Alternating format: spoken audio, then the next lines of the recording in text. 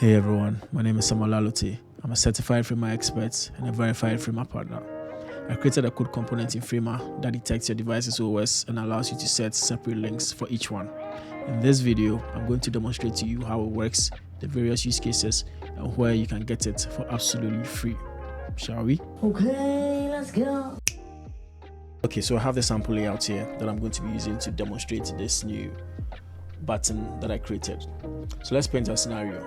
Let's say we've created an app that cuts across macOS, Windows, Android, and iOS. And on the website of the app, we want to point users to the right place so they can download the correct app for their OS.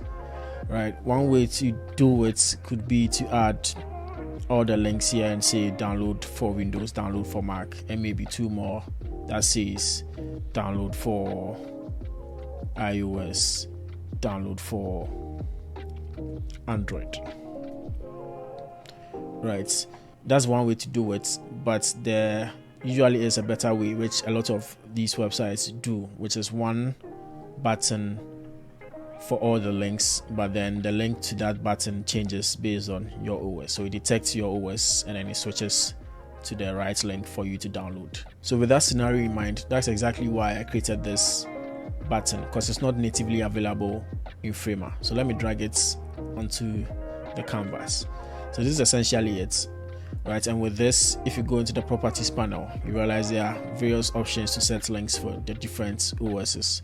So there's an option to set a link for Mac OS, another option to set a link for Windows, same for iOS, and then Android.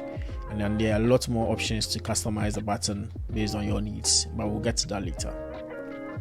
So for example, let's say for Mac OS, we want to point them to, let's just say apple.com, right? And then for Windows, we can say microsoft.com. Then for iOS, I'm not even sure, let's just say the designjunkies.com. And for Android, we can just say samuelalote.com. Fantastic. So then that's it. That's really it. All is set. You can then go ahead to customize the style of the button to look like these buttons that we have here. So we have the option to set an icon or hide it. And what you realize is that by default, the icon that is set is based on the respective OS. So if it's Android, the Android logo will show. If it's macOS, the Apple logo will show. If it's Windows, the Windows logo will show. That's by default. You can change it to whatever you want based on your needs. Right, and then we have the option to customize the icon size as well. You can change it if you need to. You can change the width to bold or fill based on your needs. You can also change the color to, let's say, white.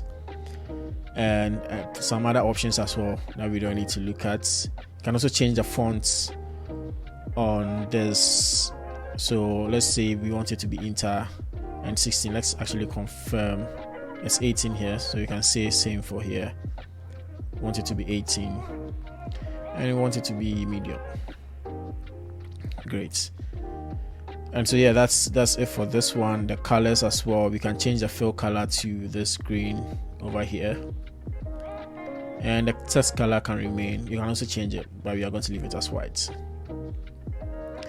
Then the layout, so you can change it to vertical, so that means the icon will be on top and then the text will come underneath it. You can choose the alignment for it as well, and a few other things. Maybe increase the gap between the icon and the text, or do exactly what you want based on your preferences. Right, and you can come to the padding, increase the padding for the top, let's say 14. For the right, we can say 20. For the bottom, 14 as well. For the left, we can also say 20. Fantastic. And the border radius, we can change it to whatever one we want. This one is 8, so we can also make this 8 as well. And yeah, that's essentially it. So with this, we can take out these two buttons and then leave it as this. Let's go ahead and publish it and then see how it looks on the live websites. Okay, so this is what it looks like on the browser. This is Mac. By default, you see the download for Mac OS. Once we click on it, it opens up the Apple website. Fantastic. So now let's test for Windows and see how it looks. So yeah, this is what it looks like in Windows. You clearly see the download for Windows button there, and once I click it, it should open up Microsoft.com just like we set. Awesome. Okay, so I'm on my iPhone now. I'm going to test how it looks on the iPhone. So let's go ahead and open it up.